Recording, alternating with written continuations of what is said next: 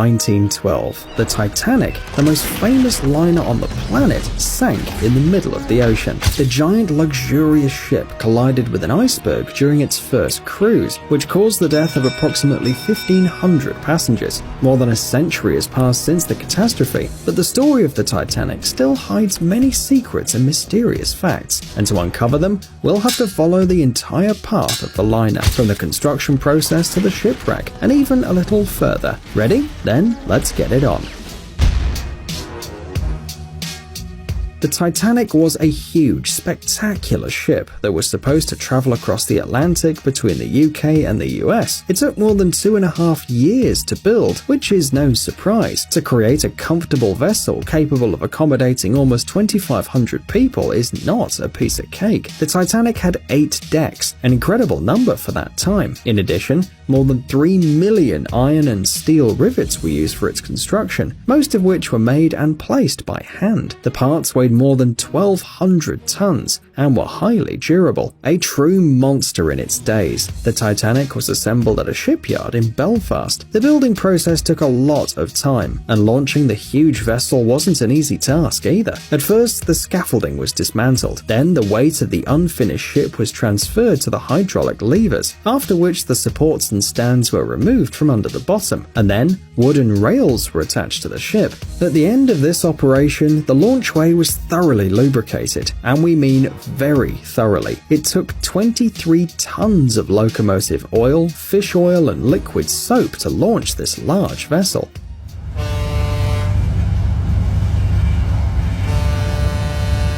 The Titanic was not only huge, but also designed to be as safe as possible for the passengers. The designers gave the ship a double bottom, and the hull was divided into 16 waterproof compartments with 15 bulkheads built crosswise. The bulkheads gave the hull transverse strength so that it wouldn't accidentally, break.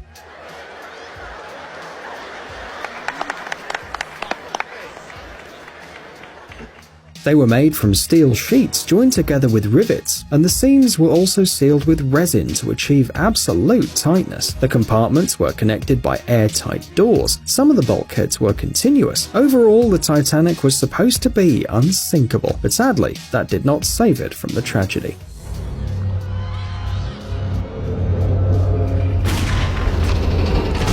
Despite the careful preparation for the first trip, there were no binoculars on board. Just imagine sailing across the Atlantic without binoculars. Well, actually, there were binoculars on the ship, of course, but something went wrong. A sailor named David Blair was supposed to be on the cruise, but at the last moment was excluded from the list. When Blair left the Titanic on April 9, 1912, he accidentally took the key to the binocular locker. According to other versions, the binoculars were in Blair's cabin, or he took them with him. Researchers believe that the absence of binoculars was one of the reasons for the disaster. The shipwreck occurred on the night of April 14, 1912. Today, the exact timeline of that day has been restored. For example, it's known that the crews of the other liners transmitted reports that there were many icebergs in the way of the ship, but the Titanic ignored these warnings. They supposedly didn't reach the crew. Why? Well, there's a very simple and even sad explanation for this. The Titanic radio operators were hired by the Marconi Company and were not members of the crew. Their main duty on board was sending telegrams of the wealthy passengers and receiving the latest news from the continent, which were then published in the ship's newspaper. So, information about the weather or some icebergs wasn't that relevant for them. Meanwhile, there were really wealthy passengers aboard the Titanic. Among them was Margaret Brown, later known as the unsinkable Molly. She was a very wealthy woman. She worked in charity and fought for women's rights. Margaret bought a ticket for the Titanic simply because she needed to get to her sick grandson in New York as soon as possible. When the vessel hit the iceberg, this strong lady didn't give in to panic and even helped to seat people on boats. When she was finally forced to evacuate, she grabbed a paddle and tried to convince everyone to return to the ship to save even more people. The lifeboat crew members didn't appreciate her speech, and Margaret threatened to throw him overboard. Once on the ship Carpathia, the lady continued her vigorous activity, giving out essential articles to other survivors while comforting them them and giving them advice. Another famous passenger of the Titanic was businessman Benjamin Guggenheim. He put his partner in a lifeboat, convincing her that they would see each other soon and that the ship simply needed to be repaired, although he was well aware that the situation was hopeless. Together with the valet, Guggenheim helped evacuate the women and children, then returned to his cabin and changed into his evening wear. A weird decision during a shipwreck, right? Well, after that, the businessman sat down at a table in the central hall and started drinking whiskey. When someone offered to try to escape, Guggenheim replied, "We've dressed up in our best and are prepared to go down like gentlemen." The liner was also drowning to the sounds of music. You must have heard the story. Unlike the passengers and the crew, the orchestra stood on deck until the last moment and played "Nearer, My God, to Thee." This is the song that Vera Dick, a first-class passenger, mentioned in her memoirs, as well as several other survivors. However, there are other versions. Some claim that it was the song Autumn, although it's not clear which autumn exactly. According to another version, they were just some cheerful melodies to avoid people from panicking or thinking about death.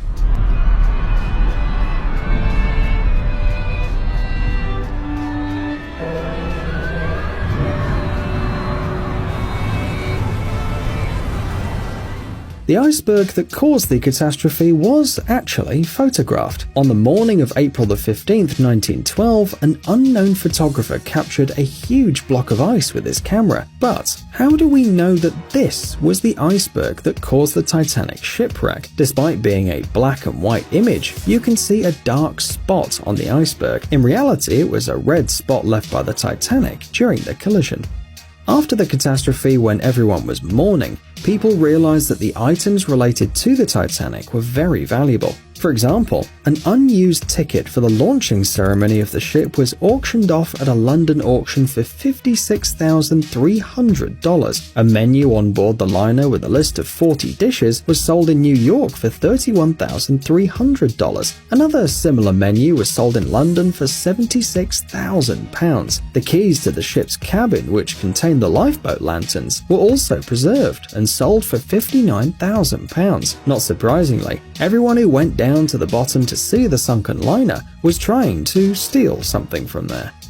However, first of all, such dives had a scientific purpose. Russian deep-sea submersibles Mir-1 and Mir-2 dived in the 90s to reach the ship, which is now at a depth of 3.8 kilometers. Then the devices recorded a video which was included in the famous film by James Cameron. By the way, the director was also on board and dived to the Titanic as many as 12 times. To film the liner, a unique underwater camera system was developed. These shots were later included in the film. The Titanic catastrophe was famous on its own, but Cameron's film made it known all over the world. The picture had a huge budget at the time and was a phenomenal success, grossing $2,187,463,944 back in 1997. On April 5th, 2012, in the year of the 100th anniversary of the legendary catastrophe, the Titanic premiered in 3D and IMAX 3D, and in 2017, the film was included in the US National Film Register.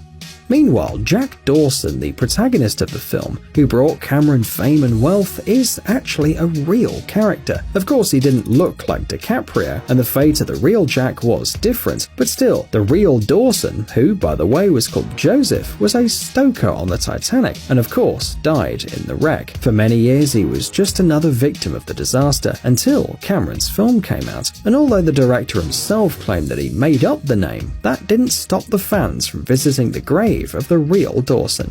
Today, the Titanic, or rather what's left of it, is considered a UNESCO Cultural Heritage Site. It took 100 years for the ship to get this status, but these are the rules. Now the Titanic is officially under protection, and it's forbidden by law to take parts of it as souvenirs. But even after so many years, the famous liner is still being talked about. For example, fans of mysticism point to the fact that back in 1898, the writer Morgan Robertson wrote the novel Futility about about a huge transatlantic liner. There are a lot of coincidences in the story, such as the name of the ship, Titan, and a collision with an iceberg on a cold April night. However, Robertson denied having any psychic abilities, but the readers didn't care. Another legend says that once every 6 years, radio operators catch an SOS ghost signal from the Titanic. This was first announced by the crew of the USS Theodore Roosevelt in 1972.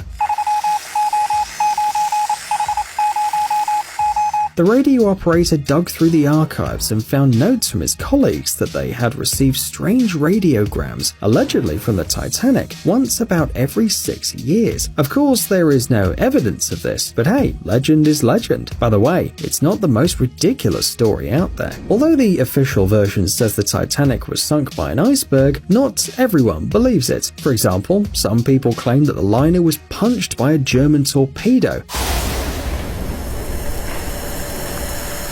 which was released by the company that built the ship to get the insurance money. This one is way crazier, right? By the way, the Titanic wasn't the only major White Star Line ship. There was also the Olympic and the Britannic. The first one, having worked for many years, was decommissioned and disassembled due to old age. The second one, after the beginning of the war, was transformed into a hospital and soon exploded near Greece because of a mine. However, unlike the Titanic, most people managed to escape. Over 100 years have passed since the shipwreck of the Titanic. The remains of the huge liner are slowly crumbling on the ocean floor under the influence of salt water and sea creatures, and in 2009, the last passenger of the famous ship died. At the time of the crash, Milvina Dean was only 2.5 months old, but she managed to live to 97 years old. Sadly, although she may have been the last living witness of the disaster, Milvina did not remember the Titanic at all.